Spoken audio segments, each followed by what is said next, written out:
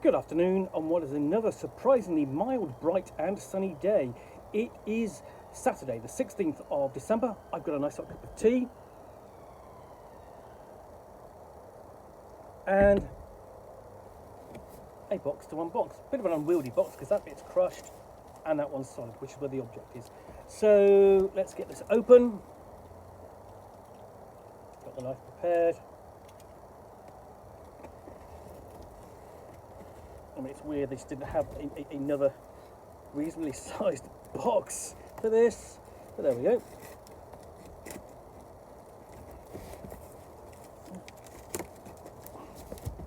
Go down to the other end.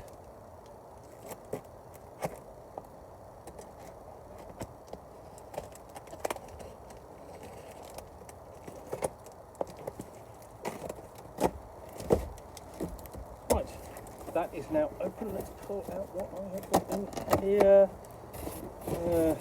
Yeah, this is a very big box for a surprisingly short thing. Sorry, just get that out of the way. So what I have got is Back to the Future, Back in Time, which is another board game from Funko Games, from the late Funko Games. So, and this is their take upon essentially their adaptation of the Back to the Future intellectual property. Ravensburger have already done theirs. So let's have a look. Wait a minute, Doc. You're telling me that you built a time machine out of a DeLorean? The photo of the Fly family is slowly fading. It's 1955 and you're wrapped up in a time paradox with Biff, Lorraine, George and Doc Brown. Cooperate to move around Hill Valley to get the DeLorean ready. Avoid Biff and his gang. Help George and Lorraine fall in love and crank up the DeLorean up to 88 miles per hour. Or just in time for the lightning strike the clock tower, sending you back to the future. So, this is a role-playing... Sorry, not a role-playing game. It is a game for ages 10 plus, 2 to 4 players, plays in 50 minutes. You get a DeLorean time machine and 7 miniatures and all this. And the thing is, I'm going to say, you know, this is by Prospero Hall. Prospero Hall already did a board game. I'm sure Ravens. I don't know whether they did Ravensburger one, but I wouldn't put it past them. Now I keep saying this. The other thing about games like this is they respect the intellectual property of the source material which the board game is based upon. You know, so when you're playing them, you kind of feel that you're in that world. You're trying to do the same kind of things that you see the characters in the films and the intellectual property do, and you've got to try to do them as well in order to achieve the same objectives. So let's open this up, slide this open, and again, the designers keep doing this and I absolutely love it. And what they do is you open up and you see an icon or an image from the intellectual property, from the film. So for example, when you opened up the Rocketeer board game, you saw the helmet of the Rocketeer. When you opened up the Alien Escape from the Nostromo board game, you saw a picture of Jones the Cat. And here we've got a picture of the flux capacitor. That's fantastic. Just a touch that does nothing to the gameplay, but just a lovely touch. Anyway, so I'll have a look at that in a minute. What we've got underneath there is this, including the Tales from Space, the science fiction role book. I absolutely love that. That is done as that first kind of scene in the film when Marty's gone back in time. And is at the barn in sort of like that strange suit, and it's sort of like doing the whole I'm an alien from another planet thing, and it's done in the 50s kind of artwork style, sort of like EC Comics. Brilliant. Just an extra element of verisimilitude. Brilliant. So I've that, and then below that you've got this, and then all that. So quite a lot of bits. So let's have a look. Let's get the knife out again because I'm going to show you the board.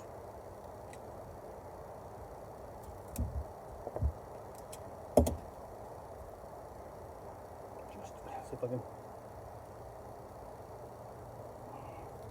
Sorry, let's just get this. Just try and get it to there we go. Didn't want to tear. So I'm just pulling that off. Pulling the plastic off.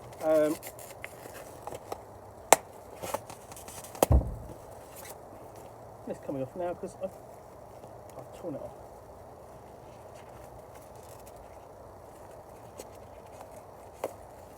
Sorry about that. Okay, so let's put that in my pocket so it doesn't end up anywhere else but the bin. So we open this out, and then we've got a map of the town square. Essentially, you've got Hill Valley High, you've got Doc Brown's house down there, school parking lot, clock tower there, shops and so on. Just various locations in the town.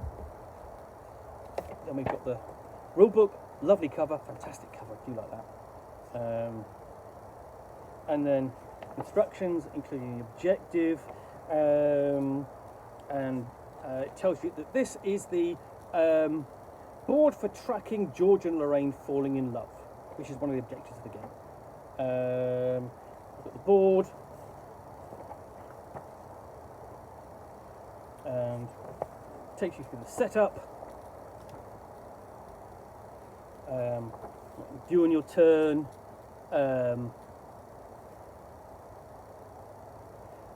action phases, how to move your character, take actions, escorting George and Lorraine, challenge types, things you've got to do and overcome during the game, rolling dice for challenges, assisting the game because it's cooperative, the end of the game, and strategy and tips. And on the back you've got a frequently asked questions section. And then in here we have quite a lot of bits, so I'll try and show those off the best I can. So we've got the different characters,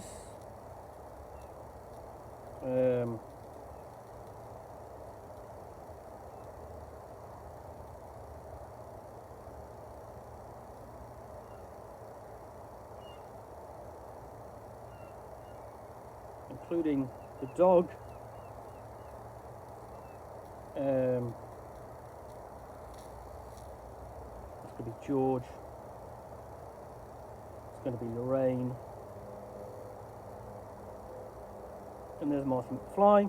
So you've got all those miniatures. Basically, nicely done. They capture the feel of the characters. You have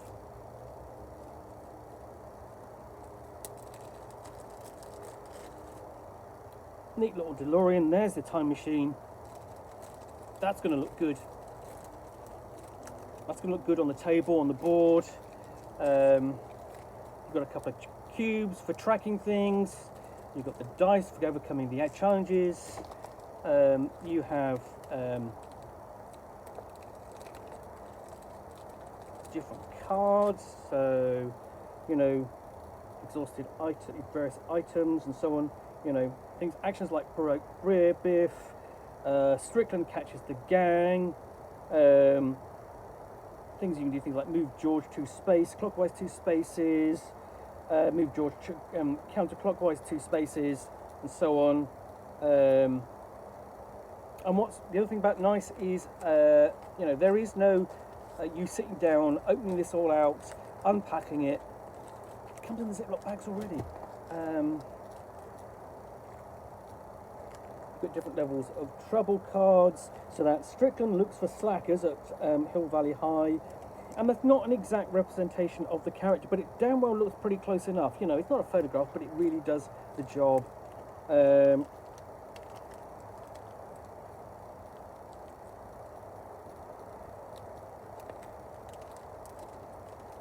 and you've got various things like, you know, the different parts you need to collect, and then these are the other sort of like the characters. You kind of, oh, this I think one of you is sort of like, you know, it's interesting what they are. You've got a couple of other counters in here. Not sure what these are for, but I'll, you know, I mean, I'll find out in play. Like that. Let's just put those back.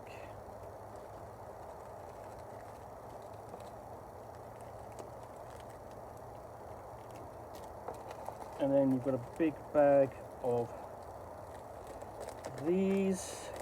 So I'm just going to show you some of these. I mean, these are essentially, I think, basic options on things to do. Roll a green die, roll red die, roll yellow dice twice, and so on. They're moves you make. You're basically possibly pulling those out and doing that. Then you've got this. Gosh, there's a huge amount in this game.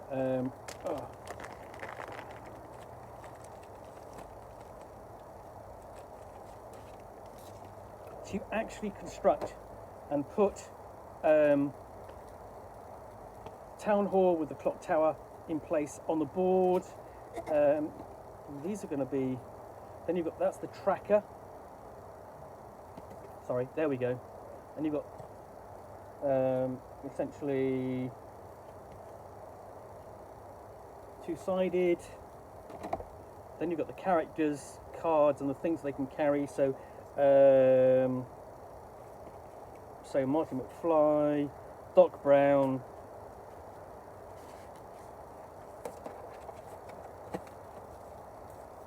Jennifer Parker, and then Einstein the dog. But everyone just bags, I want to play the dog. Nevertheless, okay, so honestly, I think we're quite lucky. We actually get not one board game based upon Back to the Future, but two, both different in look and feel, but you know, you are certainly getting your money's worth with all of this. I think there's quite a lot in here. There's quite a lot of things for you to do, and it's also highly thematic. Do I have to pick this up? I'm hoping to bring that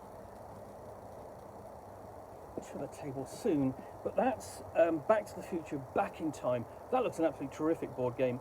Fantastic theme, well done, and certainly in terms of the components and the look of the game, and hopefully the gameplay matches that.